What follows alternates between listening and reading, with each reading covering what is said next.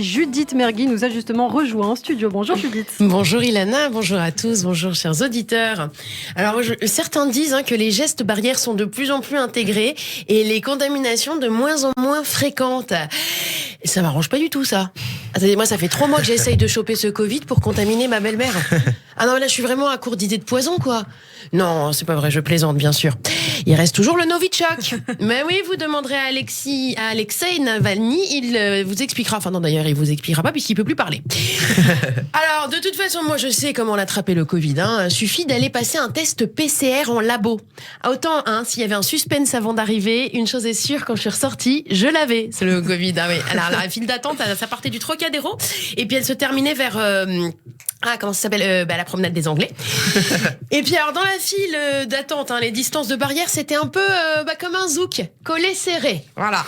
Moi j'ai finalement laissé ma place à ceux qui avaient vraiment besoin d'être contaminés en urgence. Et moi je suis partie, j'ai opté pour la prise de rendez-vous par téléphone en amont.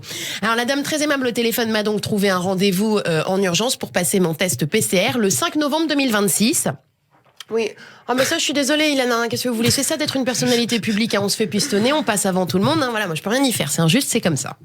Alors, du coup, ce qui est pas mal, c'est qu'en 2026, ce test, il fera aussi office de test PCR, mais aussi de vaccin, de test de grossesse. Et alors, au verso, contrôle technique de Tatwingo. Voilà, c'est pas mal. Et alors, attention, cerise sur le Macroud, le test sera remboursé par la Sécurité sociale. Bon, alors, est-ce qu'il sera quand même fiable, ce test? Mais pas du tout. Mais il sera remboursé par la Sécurité sociale. Voilà. Et alors, de toute façon, on s'en fiche, Ilana, je vais vous dire qu'il soit fiable ou pas. C'est vrai qu'il sera de toute façon obsolète. Mais c'est vrai, en 2026, il y aura déjà eu, un nouveau macaroni-virus, là, ou je sais pas quoi. Ça se transmettra sûrement par la pointe des cheveux et ça, on imposera à tous la boule à zéro. Non, moi, Ilana, j'avais besoin de mes résultats PCR. Aujourd'hui, sans ça, tu rentres nulle part. Comme le disait un poète de ma génération. Ouais. Tu rentres pas. T'as des baskets, t'as le Covid, tu rentres pas. Dire qu'avant, les videurs, on leur montrait nos décolletés. Aujourd'hui, ils scannent nos poumons.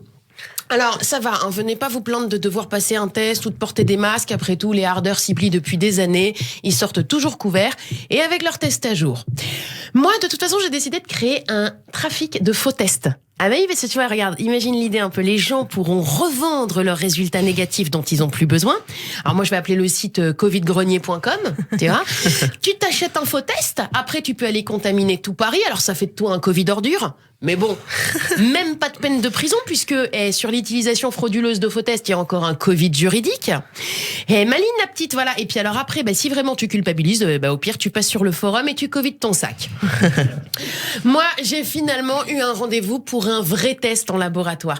Dis donc, ce test PCR, c'est invasif quand même comme procédure. Ouais. Le mec te fait un frottis de la narine. Ah non, je te jure que quand il est ressorti de ma première narine et qu'il allait vers la deuxième...